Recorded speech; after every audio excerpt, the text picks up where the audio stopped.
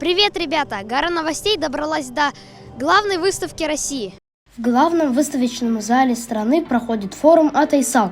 Напомню, что с 2021 года детско-юношеский телеканал «Тамыр» снимал подобное в разных городах и районах Башкортостана. Но теперь мы в столице России, в Москве. Здесь проживают более 10 тысяч башкир, которые ни на секунду не забывают о своей родине. Я на выставке «Россия» в ВДНХ и пристаю ко всем с вопросом, как звучит ваш Атайсал.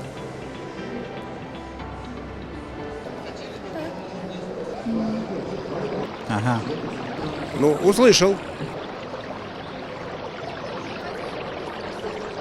Там голос веков, поколений, земли. Это журчание ручейка по утру. Пение птиц, шуршание всяких, кузнечик.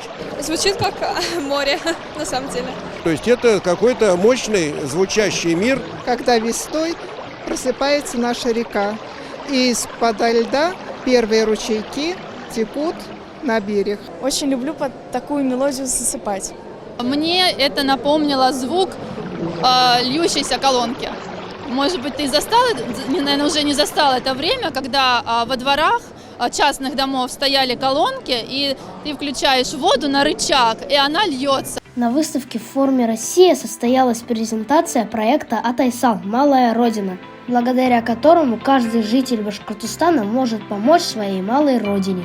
Проект включает в себя 7 важных направлений, как 7 лепестков курая, и объединяет жителей республики и наших земляков делать добрые дела для своей малой родины.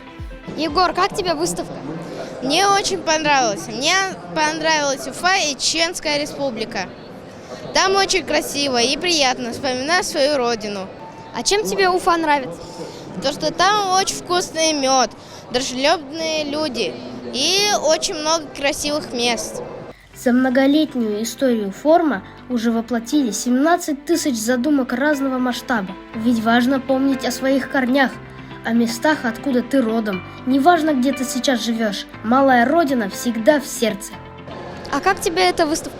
Эта выставка мне очень нравится. Мне кажется, она отображает всю сущность России. Приходишь и сразу понимаешь, какая именно это область. На форум всегда приезжают уроженцы нашей республики, которые сейчас проживают в других регионах, занимая руководящие должности на высших государственных постах, работающих на федеральных телеканалах. Я тоже, когда вырасту, обязательно буду помнить и помогать своей родине. Это просто волшебство. За день можно обойти всю Россию. Искандер Юсупов, Руслан Бигбаев специально для Горы новостей.